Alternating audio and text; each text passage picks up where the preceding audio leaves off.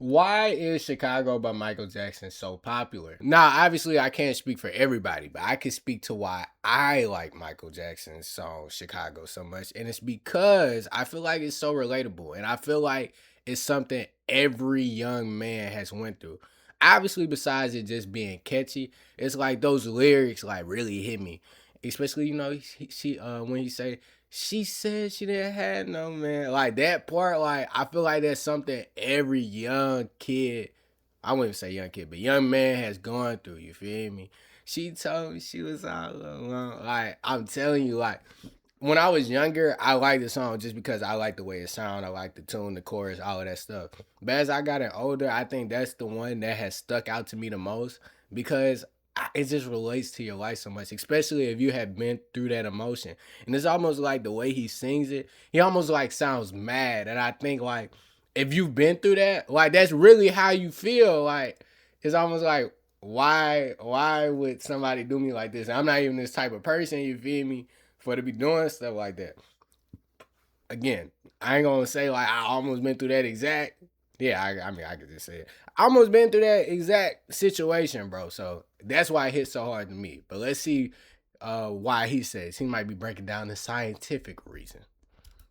We're currently seeing the resurgence of Michael Jackson in the mainstream. With the release of the Michael biopic, everything from his music, videos, and impact on culture is getting attention from a whole new generation.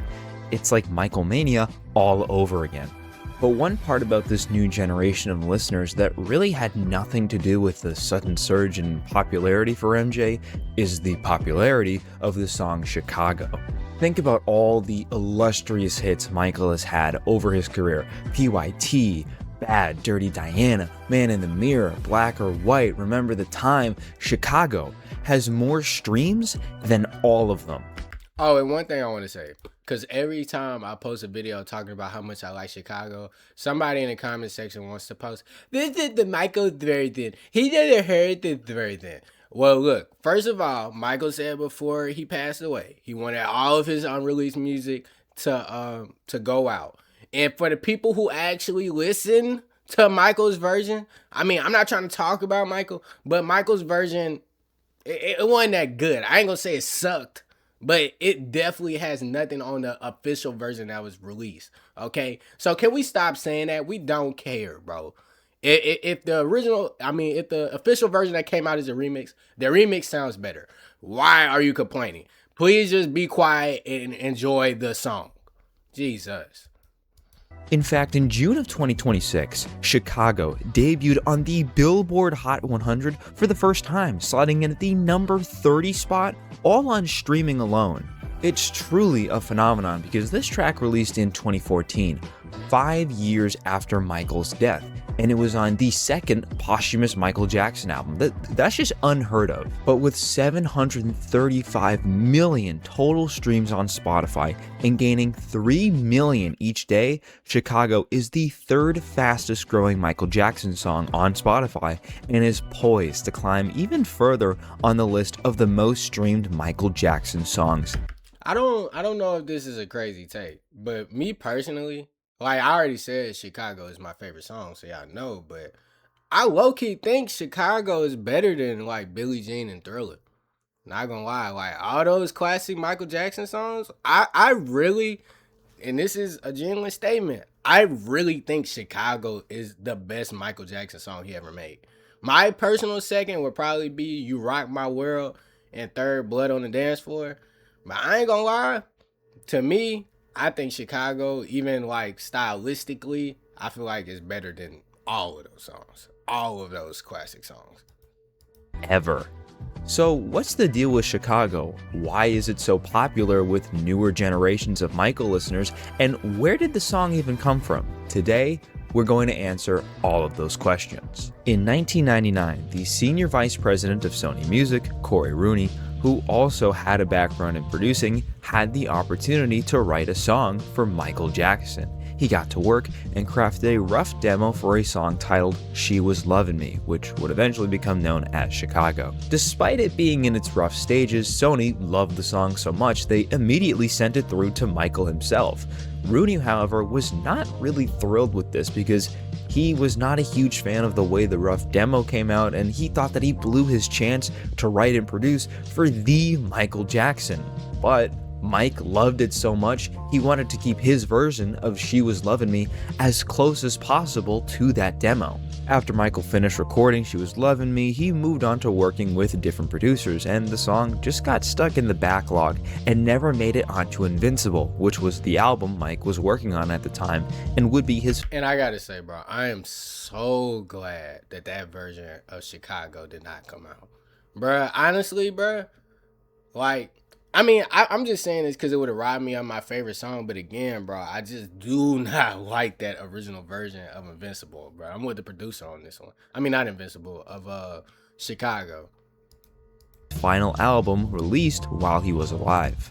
In 2008, Rooney and Michael had a conversation where they actually talked about finishing the record. In that conversation, we talked about using She Was Lovin' Me for his next project.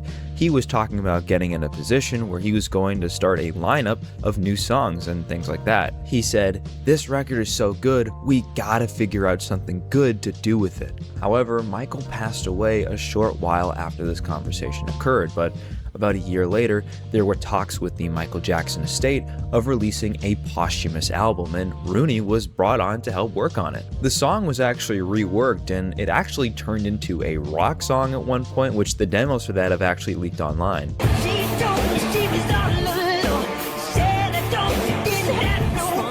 However, Rooney pulled out of the project that would eventually become the Michael album in 2010. Cause y'all have seen Chicago as a rock song? I don't know, like, I'm a rock fan myself, so I mean, I'm not too opposed to it, but I ain't gonna lie, I think I like I guess you would call that pop. Like, I like the pop version better, I ain't gonna lie. I mean, Michael Jackson is the king of pop for a reason.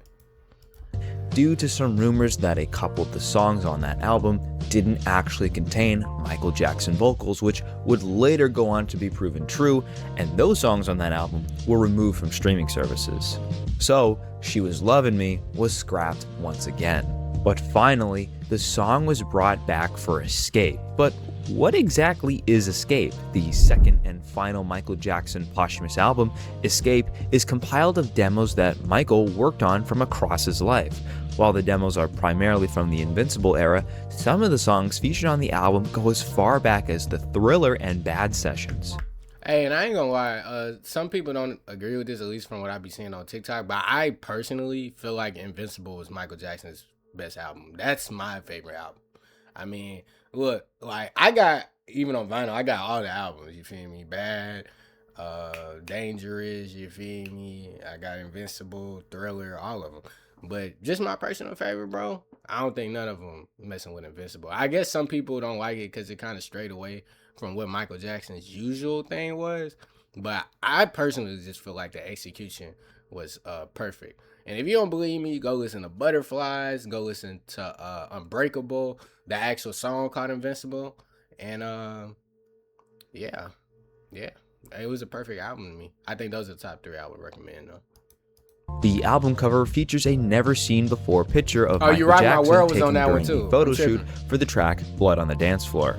When the song was brought back for Escape, it was completely reworked by producer Timbaland, who created an entirely new production for the song, and it was changed to Chicago because there didn't want to be any confusion with some of the other songs on Escape. Like, there was Love Never Felt So Good and Loving You. It felt like having 3 songs with the title Love in them would be a little confusing. Hence, Chicago. Thanks to the deluxe version of Escape having the original demos included for each song, we can see how the original 1999 version of Chicago sounded, and let's just say it's not the song you've been hearing on your feed lately. Must have got barred due to copyright. During the rollout for Escape, Timbaland actually considered using Chicago as the debut single, but decided instead to go with Love Never Felt So Good, opting to go with the safer choice and getting Justin Timberlake to join that track. But over a decade after Escape has been released to the public, Chicago is by far the most popular song on that album. Why? I think it has to do with 3 elements: the song production, the song content, and the internet. In terms of the production, Timbaland completely revamped the song to include bombastic, high-speed sounds with energetic synths, all while using Michael's original a cappella vocals from 1999. And the song content is somewhat unique to Michael's catalog. The song itself is about Michael encountering a woman in Chicago who claims to be a single mother and has interest in him, but it turns out she was lying to him and has an entire family. I met her on the way to Chicago where she was all alone, and so was I, so I asked her for her name. She smiled and looked at me. I was surprised to see that a woman like that was really into me. She said she didn't have no man, raised the kids the very best she can. She told me she was all alone, said at home she didn't have no phone. She said just to give her a page, 59 was the code she gave. She lied to you, lied to me, cause she was loving me. Yeah. I never would have thought she was living like that. Her words seemed so sincere. When I held her near, she would tell me how she feels. It felt so real to me. This girl, she had to be an angel sent from heaven just for me. While a lot of songs in Michael's catalog are about love or women, this song is pretty unique. It tells a very interesting story that's a lot more intricate, something we would see on multiple Michael Jackson albums, but this was a pretty unique story. And the final and main reason why Chicago... Y'all think Chicago... Wait, hold on. Y'all think Chicago was based on a real story? I mean, it's very plausible. Definitely in 1999. I guess at that point, Michael Jackson would have been like... What, Michael Jackson would have been like 30-something? Well, no, it can't be. Because he said somebody wrote it for him. So I just thought about that. Yeah. Yep. Ignore all my conspiracy theories. is so damn popular is the internet. While for the past couple of years, the song has been consistently outstreaming some of Michael's biggest hits, I think the piece of internet that has really pushed this track to bigger heights is an animation about birds. YouTuber Avocado Animations uploaded an animation. Yeah, bro, what is this Michael Jackson Chicago Birds thing? What is this? I mean, I guess he's about to explain it, but I don't understand how this made the song more popular. And most of the time I see people making fun of it. Like, is that like, I don't know. Why would this animation make the song better? Animation video titled Birds for some reason. That animation features Chicago playing in the background, and in just 6 weeks, that video has garnered over 20 million views. Everyone I've talked to who knows about Chicago has seen this video, and I hadn't seen this video until a couple days ago when a buddy of mine was talking to me about the song. I was like, oh, you've seen the Bird video, right? I'm like, Bird video? And then I looked it up and did my research, and I'm like, the numbers on these videos on Instagram, on TikTok are like in the millions of likes, and the YouTube video is obviously has millions and millions of views. It's insane. I really don't think we will see something like this for a while, where we have a posthumous song 10 years down the road garnering this massive number of these organic streams and debuting on the Billboard charts for the very first time. It helped Michael break a record where he has a song debuting on the Billboard charts in like 6 consecutive decades, from the 70s, the 80s, the 90s, the 2000s, the 2010s, the 2020s. This is record-breaking stuff. And if we're just looking at the total amount of Spotify streams that Chicago has right now compared to other Michael Jackson songs, it's scary in maybe a year or even less than a year seeing where this song could end up, because right now it's at the number 8 for most streamed Michael Jackson song of all time. It's currently getting around 3 million daily streams, as we mentioned earlier. And I think the first 3 songs on this list, the ones that are in the billions, are pretty safe from Chicago surpassing it. But everything else, 4, 5, 6, and 7, anything can happen, man. If we're just looking at this right now, The Way You Make Me Feel, Don't Stop Till You Get Enough, those classic songs could easily get surpassed by a Chicago. Hell, in 2 to 3 years from now, Chicago might be in the top 5 most streamed Michael Jackson songs of all time. And all of that success is in part thanks to Timbaland, a record executive from Sony, and a woman from Chicago. Thank you all for taking the time out of your day to watch. Dope video, man. Hey, look, if y'all enjoyed this video, leave a like, comment if you like Chicago as much as I do, and thank y'all for tuning in today. See y'all next time.